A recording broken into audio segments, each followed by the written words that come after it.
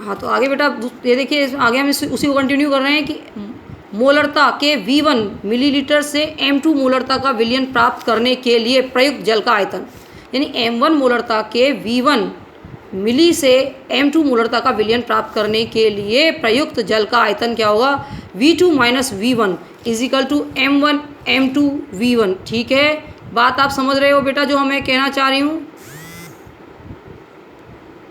तो ये है, यानी अगर हमें V2 माइनस V1 यानी जो प्राप्त करना है, V1 जो है मालूम है, is equal to M1 minus M2 upon M2 multiply by V1।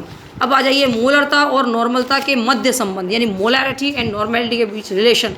विलयन की नॉर्मलता इजिकल टू मोलरता, ठीक है, इनटू आणविक द्रव्यमान अपॉन तुल्यांकी भार। ऐसे ही अम्ल या क्षार के लिए आणविक द्रव्यमान बटे तुल्यांकी भार गुणा क्षारकता या अम्लता। अब क्षारकता और अम्लता क्या होती है, देखिए अम्ल की होती है क्षारकता, यानी अम्ल का वो गुण जो क्षार से क्रिया करता है, यानी अम्ल के जितने परमाणु क्षार से क्रिया करेंगे वो उतनी उसकी क्या होगी, क्षारकता। ठीक है, यानी जैसे H2SO4 की क्षारकता होती है 2, क्योंकि हाइड्रोजन के 2 परमाणु निकल जाते हैं। ऐसी HCl की क्षारकता होती है 1। ऐसी क्षार की क्या होती है, क्षार की होती है अम्लता, यानी क्षार के जितने परमाणु जितने अम्ल से क्रिया करते हैं वो उसकी क्या होती है, आपकी अम्लता। यानी या ये भी कह सकते हैं क्षार के जितने OH रिप्लेस हो जाते हैं, यानी हट सकते हैं किससे, अम्ल से, वो उसकी होती है अम्लता। तो जैसे आपका NaOH कहेंगे तो NaOH में उसकी अम्लता कितनी है, 1। वहीं CaOH का होल ट्वाइस कहेंगे तो उसके अंदर उसकी अम्लता कितनी है, 2। तो ये है अम्ल की नॉर्मलता क्या होगी, मोलरता गुणा क्षारकता, और क्षार की नॉर्मलता क्या होगी, मोलरता गुणा अम्लता। अब आ जाइए हम फॉर्मलता यानी फॉर्मेलिटी पे बात करेंगे। तो जो आपकी हमने मोलरता पढ़ी वो अणुओं के लिए थी, जबकि आयंस जो होते हैं, जो आयंस से बने होते हैं, विलयन के प्रति लीटर में उपस्थित आयनिक विलय के सूत्र भारों की ग्रामों में संख्या है। इसे F से प्रदर्शित करते हैं।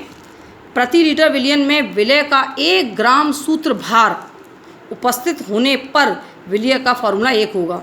जो फॉर्मलता है वो भी ताप के साथ परिवर्तित होती है। ये सब ताप के साथ क्यों परिवर्तित हो रही है, क्योंकि इसमें आयतन आया है, और आप जानते हो कि आयतन ताप के साथ क्या होता है, परिवर्तित होता है। ताप बढ़ाने पे फैल और घट सकता है, और डिपेंड करता है उस पर, मोस्टली पे फैलता है। नेक्स्ट आ जाइए फॉर्मलता का सूत्र। फॉर्मलता का सूत्र है विलय के ग्राम सूत्र भारों की संख्या बटे विलयन का लीटर में आयतन। जैसे NaCl के लिए बात करें तो NaCl का भार बटे विलयन 1 लीटर में आयतन, जितना भी आयतन होगा लीटर में। आयनिक विलय का भार ग्रामों में, यानी आयनिक विलय जो यूज़ किया उसका ग्राम भार बटे विलय का ग्राम सूत्र भार, विलय का ग्राम सूत्र भार इनटू विलयन का आयतन। जैसे वो कहते हैं भार बटे अणु भार गुणा आयतन लीटर में। तो देखिए क्वेश्चन मैंने आपको दिया है, इसको करने की कोशिश करिएगा। यदि बेंजोइक अम्ल के 22.4 ग्राम को 4 लीटर बेंजीन में घोला गया है तो विलयन की फॉर्मलता ज्ञात कीजिए। कोशिश करिएगा, फिर मैं आपको करा दूंगी। नेक्स्ट आ जाइए, तीसरा जो भाग था भार संबंध, वेट रिलेशन। तो सबसे पहले आती है मोललता।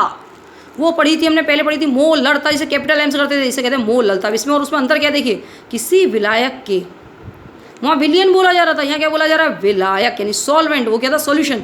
किसी विलायक के 1000 ग्राम यानी 1 किलोग्राम में उपस्थित विलय के मोलों की संख्या उस विलयन की मोललता कहलाती है। यानी मोललता बराबर विलय के मोलों की संख्या बटे विलायक का भार ग्राम में गुणा 1000, यानी M बराबर विलय का द्रव्यमान बटे विलय का अणुभार गुणा विलायक का द्रव्यमान ग्राम में गुणा 1000। ठीक, ऐसे ही मोललता बराबर क्या हो जाएगा, विलय का प्रतिशत भार अगर x है तो बटे 100 माइनस x गुणा विलय का अणुभार।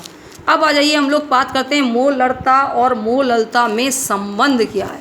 तो relation between molality and molarity. तो मोललता क्या है, मोललता इज इक्वल टू मोलरता घनत्व यानी उस विलयन का घनत्व माइनस मोलरता गुणा आणविक द्रव्यमान बटे 1000, या मोलरता बराबर मोलरता, ये मोललता के लिए मोलरता इज इक्वल टू मोललता गुणा घनत्व 1 प्लस मोललता इंटू आणविक द्रव्यमान बटे 1000। अब एक चीज़ हमेशा याद रखिएगा, मोललता जो है वो ताप पर निर्भर नहीं करती। क्यों नहीं करती, क्योंकि वो आयतन नहीं है, द्रव्यमान है, और द्रव्यमान ताप बढ़ाने या घटाने से ना बढ़ता है ना घटता है, वो तो जो है वही रहेगा। ठीक है, तो आप देखिए यहाँ पे ये जो दे रखा है कि किस पे नोट जो हमने करा रखा है। तो पहला देखिए यह एक असुविधाजनक विधि है, क्योंकि इसमें ये असुविधाजनक है क्योंकि इसमें क्या है, द्रव्यों के भारों का मापन किया जाता है। भाई तोलना पड़ता है, अब द्रव जो है उसे तोलना थोड़ा मुश्किल होता है। आयतन तो निकाल सकते हैं, मोलल विलयन मोलर विलयन की अपेक्षा कम सांद्रित होते हैं। यानी मोलर विलयन जो है मोलर की अपेक्षा कम सांद्रित होते हैं और मोलरता ताप के साथ परिवर्तित नहीं होती क्योंकि भार परिवर्तित नहीं होता। तो बेटा आज के लिए इतना ही, ध्यान से पढ़िएगा। Thank you.